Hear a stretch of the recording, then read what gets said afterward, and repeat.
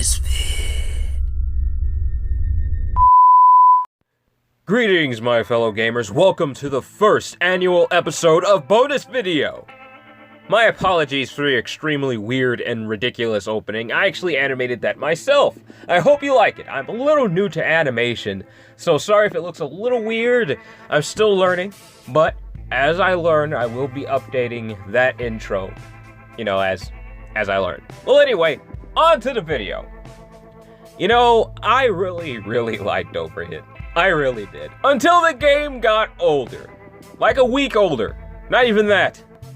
I'm going to be light on this because I do understand that this is a free-to-play game and they do need to monetize. But of course, as we all know, there are definitely strong and clear limits to how much you can actually monetize a free or a paid game before it gets a little silly. An excellent example of this over-monetization would be Star Wars Battlefront, the newest Star Wars Battlefront. Hey, I know, yes, this is a subject we've all talked about in the past, but this is an excellent example of over-monetization to the point where your fans get utterly sick.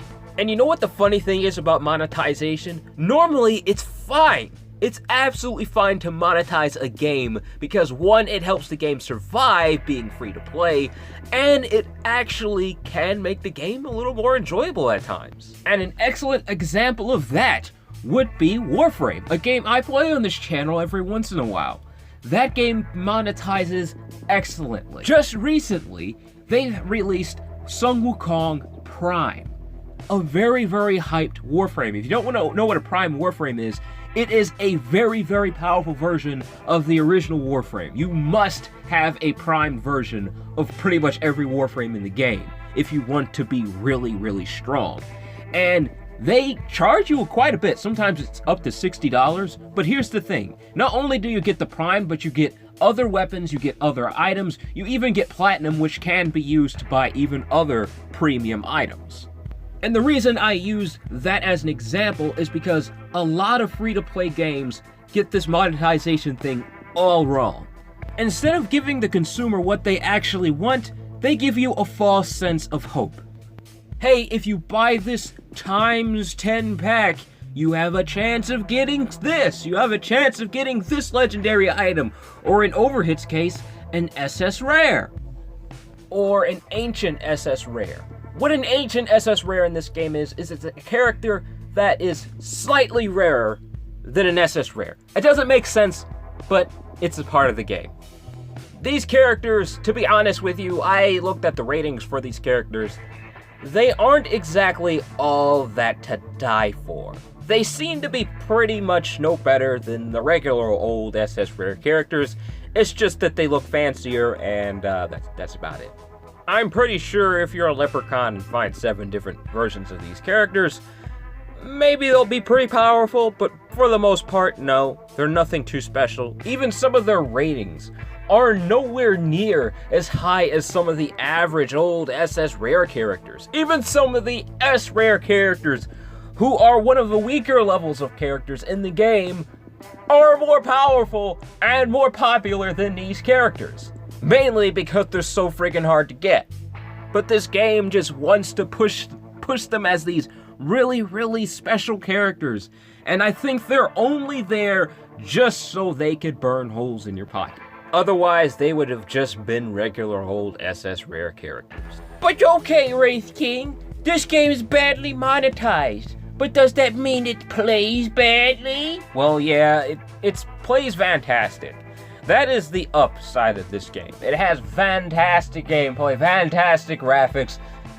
Actually, don't get mad at me, but this actually has the potential to be better than Seven Knights, a better version of it.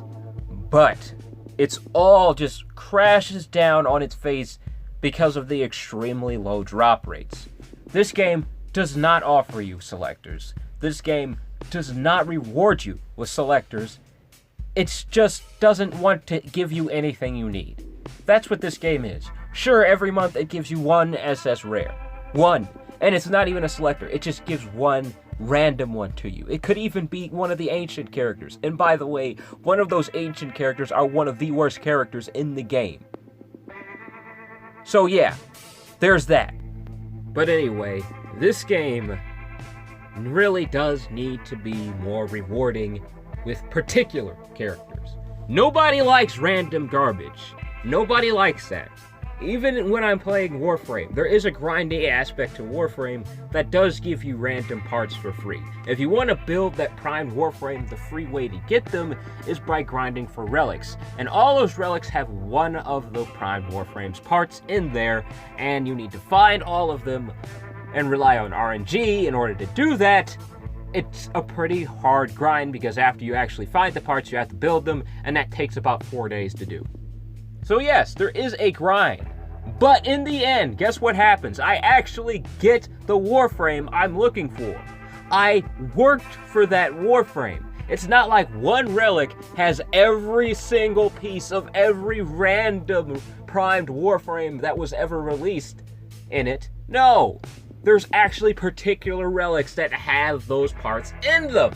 I have to find those relics, yeah, but there are particular ways you actually find those relics. So in the end, it is just my choice to either grind for that particular character or not. Maybe I can grind for another character I want. But you see what the difference is? There's a choice, and then there's no choice. There's no choice here. What am I paying for in this game? What am I grinding for? That is what makes this game way worse than Seven Nights. Way worse. And Seven Nights is fantastic. It's a fantastic game. Go play it. Because they give you selectors. In this game, they don't give you selectors. Seven Nights gives you a knight. A special hero selector. Not just a Seven Nights selector. A special hero selector every month. You log in throughout. Every month, they give you a special hero selector. In that game, that is equivalent to an ultra rare character in this game. If you don't know what ultra rares are, they are a level above the ancient heroes. Ultra rare characters, you're just not going to get one of those. I'm telling you right now. Just hold on to your seat. This is how you get these characters. Hands down, there is no other way to get them. You have to draw 10 times. 10 times, meaning you have to spend 300 gems. 10 times. You get a little bit closer to getting an ultra rare. So okay, we're gonna do the math behind this. Every time you spend 300 gems on a times 10 pack in the gacha, you get some points on your millage reward. Your millage reward, every time you draw twice from that pack, you get a reward, which are usually soul stones and always have been soul stones. They haven't really changed that until you reach the final reward on the millage meter. In order to reach this, you need to draw from the times 10 pack 10 times. And as I said before, that costs 3,000 gems. So 300 times 10 is 3,000. You need to spend a total of 3,000 gems just to get this final reward. What this final reward is 30 world shards. You need 30 world shards in order to draw one character from the ancient gacha. If you draw 10 times from this ancient gacha, you get 12 ultra rare stones. Ultra rare stones are used to get an ultra rare character. So, in order to complete the millage reward on the ancient gacha, you need to spend 30,000 gems.